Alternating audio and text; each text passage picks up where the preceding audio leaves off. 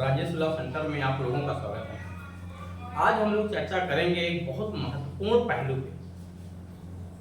अब तक मैंने किसी भी धारा में, किसी भी कानून में ये नहीं देखा हूं कि जहां पे इतने बड़े पैमाने पे जुर्माने की राशि लिखी है, पूरा 1 अरब जुर्माना, कम नहीं 1 अरब जुर्माने की बात की गई है। मैं अब तक कम से कम 60 से 70 एक्ट तो पढ़े ही होंगे कानून के तौर पे।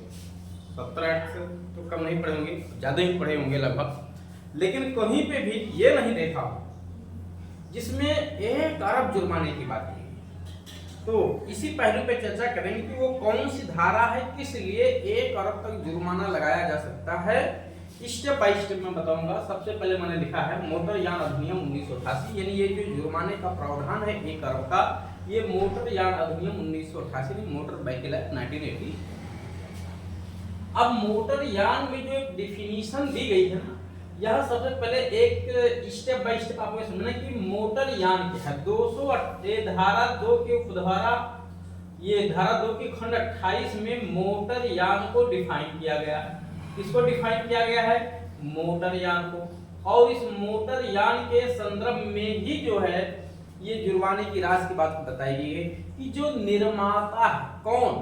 मैन्युफैक्चरर, निर्माता,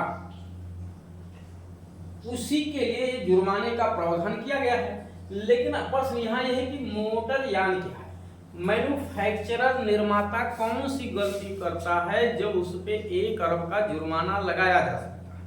तो मोटर यान क्या है, पहले एक लाइन में इसको समझ लीजिए, फिर जो है कौन सी गलती करता है इसको बता देता हूं, उसके बाद लास्ट में मैं सजा बता दूंगा आपको विद प्रोविजन। तो सबसे पहले मोटर यान किसे कहेंगे? मोटर यान की डिफिनीशन मोटर यान अधिनियम 1988 की धारा 2 के खंड 28 में दिया गया है।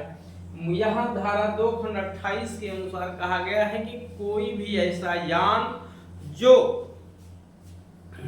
चाहे खुद उसमें इंजन रखा गया हो, उससे चल रहा हो, या किसी इंजन से खींचा जा रहा हो, जैसे ट्रक हो गया, ट्रक खुद ही इंजन लगा हुआ उसमें अपना चलता रहता है, लेकिन ट्राला वगैरह देखिए उसमें एक इंजन की मशीन अलग होती, ट्राला जोड़ के खींचा जाता है। तो चाहे 10 चक्का हो, 20 चक्का गाड़ी हो, ठीक है, या 4 से अधिक चक्का गाड़ी हो, या 4 चक्का गाड़ी हो, ये सब मोटर यान की श्रेणी में आते हैं, चाहे वो माल ढोने के लिए बनाए गए हों या यात्रियों को लाने ले जाने के लिए बनाए गए हों। अब एक बात और यहाँ समझना है कि क्या जो 4 पहिए से कम की गाड़ियां हैं वो भी मोटर यान की श्रेणी में आएंगे?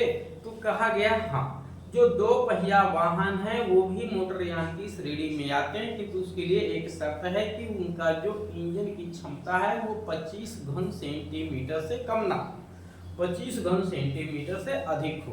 क्या उस जो है मोटर के जो मोटर यान है उसकी जो इंजन की क्षमता है, ठीक, तो वो सब मोटर यान है। अब प्रश्न ये है कि ये तो मोटर यान समझ में आ गया।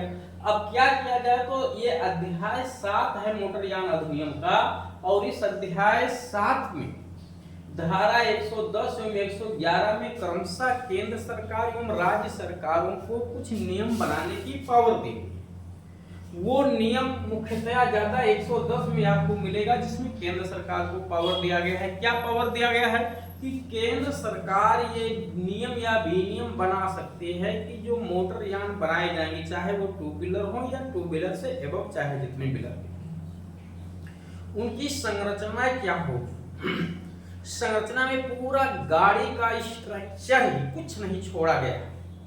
गाड़ी कितनी लंबी होगी, कितनी चौड़ी होगी, कितनी ऊंचाई की होगी, कितना पहिया उसमें लगा होगा, कहाँ पे ब्रेक लगेगा, कितने गियर होंगे, कैसे कंट्रोल किया जाएगा, प्रदूषण नियंत्रण के लिए क्या उपाय हैं, एकाएक उसको रोकने के लिए क्या उपाय हैं, एक्सीडेंट होने पे हादसा कम से कम हो इसके लिए क्या मानक बनाया गया है।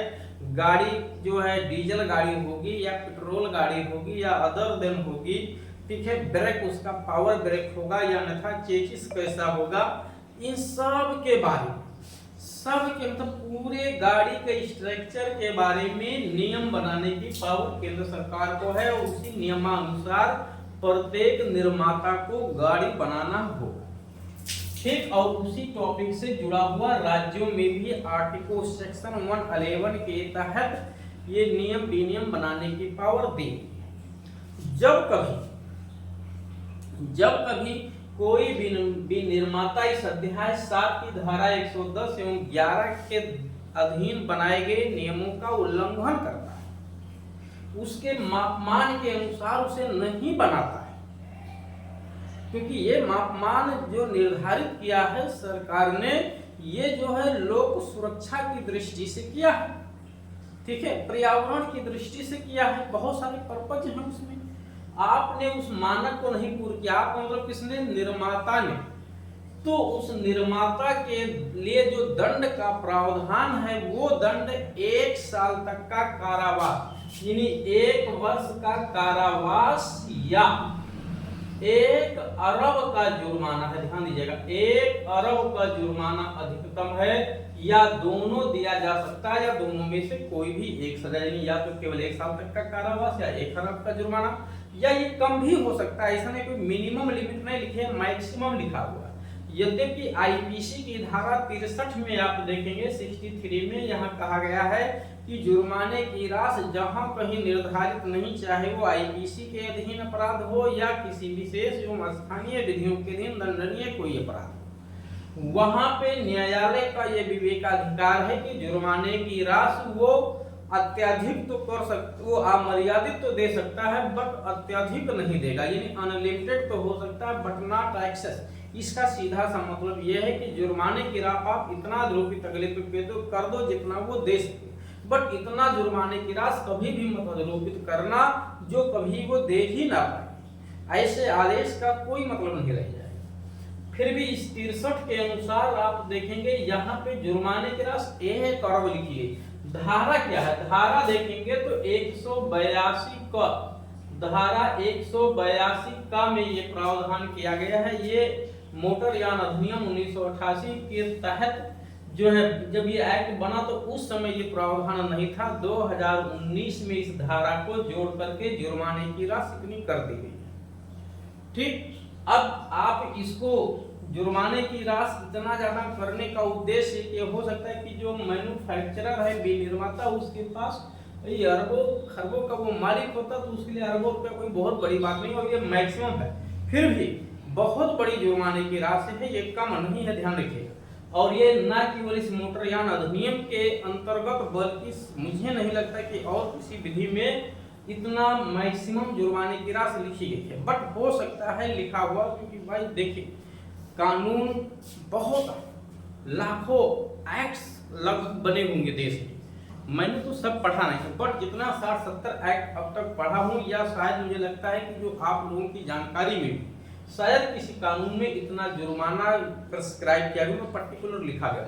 वैसे तो धारा 63 से इससे भी ज्यादा दिया जा सकता है, क्योंकि यहाँ तो कोई राशि ही नहीं, एक मानक है कि अत्यधिक हो, वो अमर्यादित हो सकता है, कि तो अत्यधिक नहीं, अत्यधिक की कोई लिमिट नहीं बताई गई है, वो अमर्यादित की कोई लिमिट नहीं बताई गई है।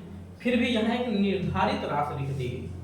तो उम्मीद है ये चीज आप लोगों को जरूर समझ में आई होगी, इसको जरूर याद रखिएगा। अगर आपके एग्जाम में है तो निश्चित तौर से यहाँ से पूछे जाने का भी जो है प्रबल संभावना रहेगा, क्योंकि इस तरह की धारा अपने आप में एक अनूठी धारा है, तो याद रखिए। ठीक, साथ ही साथ एक क्वेश्चन का आंसर आपको देना है कि आईपीसी की वो कौन सी धारा है जिसमें जुर्माने की राशि मूल अपराध के 1/8वें भाग तक दिए जाने का प्रावधान किया